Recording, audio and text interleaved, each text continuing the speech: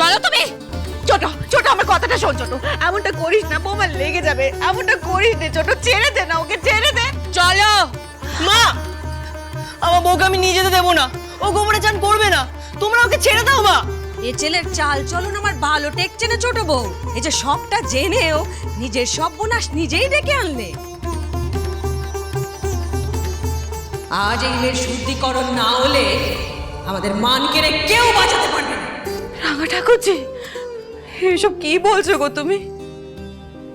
মা, মা তুমি পিসিদের কথা বিশ্বাস করো না, আমার কিচ্ছু হবে না, তোমরা ওকে শাস্তি দিও না মা। ছোট ছোট এমনটা করিস না ছোট, শোন না, আমি গুরুদেবকে খবর দিচ্ছি, উনি কিছু একটা উপায় ঠিক বাতলে দেবেন। ওই মেয়ে যা করেছে তাতে মানকের পেরানানি হতে পারে। আজ এই মেয়ের শুদ্ধিকরণ না হলে আমাদের মান কেড়ে কেউ বাঁচাতে পারবে না। আর যেই মেয়ে শুদ্ধিকরণে আমায় বাধা দেবে সে আমার বড় মুখ দেখবে। মা, কেমন দিব্যি দিলি ছোট, ও কথা বলিস নে ছোট, ফিরিয়ে নে, ফিরিয়ে নে। সরে যা সামনে থেকে, সরে যা।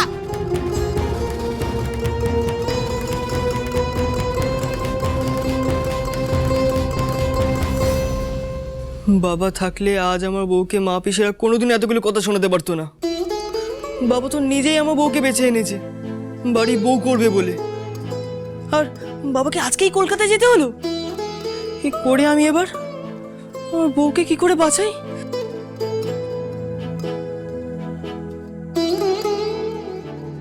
এখন আমার বউকে একজনই বাঁচাতে পারে।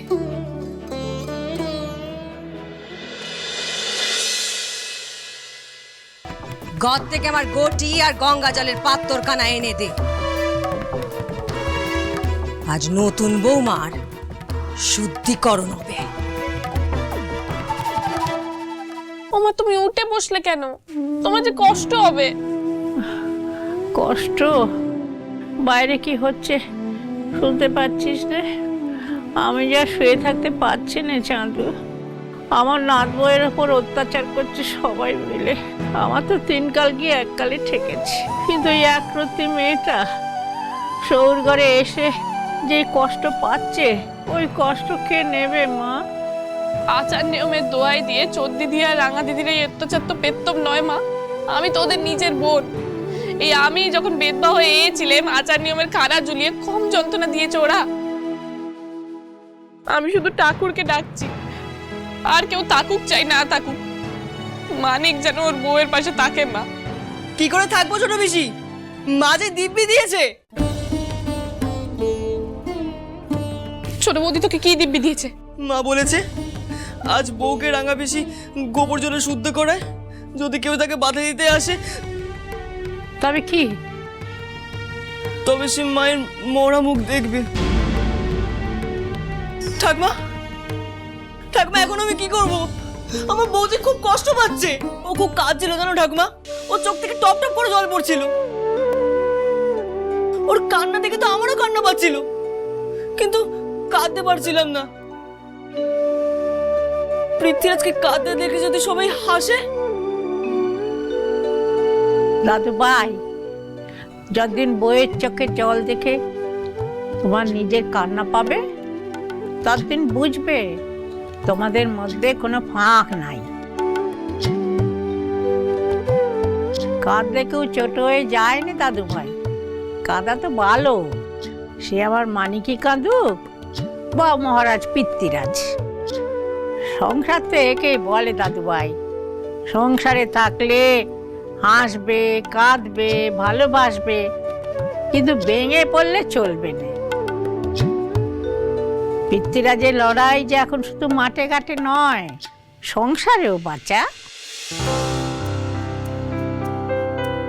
সংসার করা মুখের কথা নয় বাঁচা।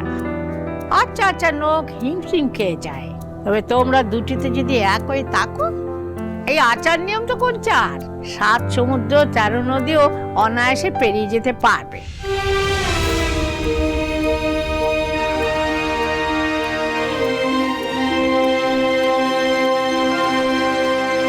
বেশ ঠাকুমা, তবে আজ থেকে পৃথ্বীরাজের সংসার বিজয় শুরু হলো।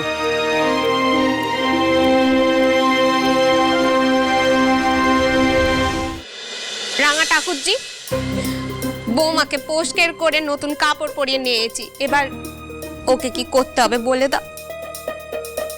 শুদ্ধিকরণের সব সরঞ্জাম আমি এনে রেখেছি।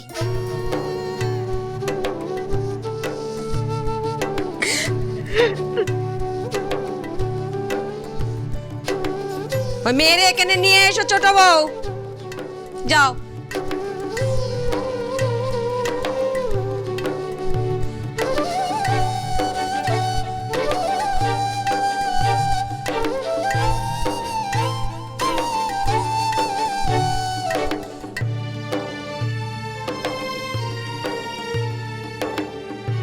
আমার বউকে বিনা দোষে শাস্তি দিলে তো তোমরা, এর ফল তোমরা পাবেই।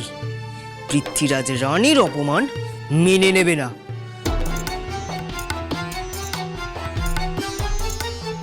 গুলতি আমি জ্বালিয়েছিলাম, আর এবার দোষটা আমার না, তুমি আমার আর ফল জায়গার মাঝে চলে এসেছিলে।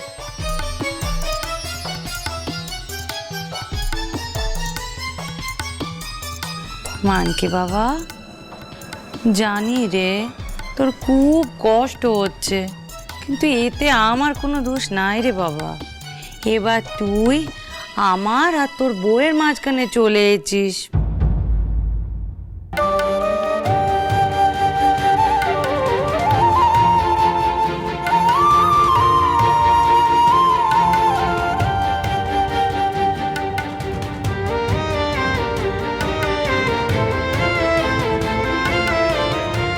কেঁদো না গিন্নি, আজ পৃথ্বীরাজের বউয়ের ওপর যারা যারা জুলুম করছে, পৃথ্বীরাজ তাদের সবাইকে কাঁদিয়ে ছাড়বে।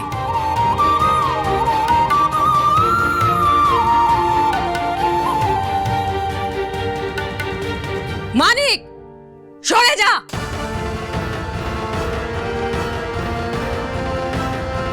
নেকা পড়া শিখে মেলেচ্চোদের পোশাক পরে ইঞ্জিরি গান গেয়ে তুমি যে পাপ করেছ, তার প্রায়শ্চিত্তির এত সহজে হবে না।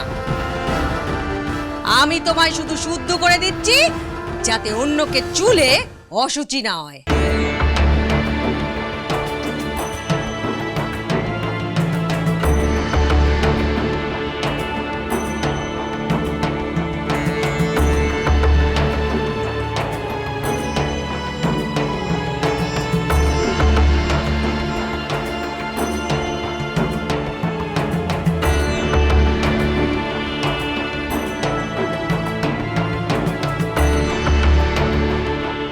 এবার থেকে পেহরে পেহরে গোবর জলে নাইবে আর গোবর চেটে কাবে।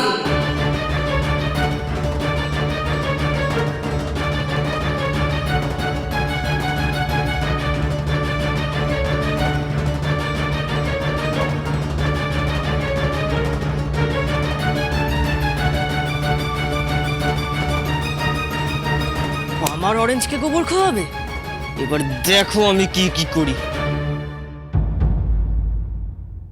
বলি নাইতে কি আমার মরা বাপ যাবে? নাইতে দাদু নয় পিসি, নাইতে তো যাবে এবার তোমরা।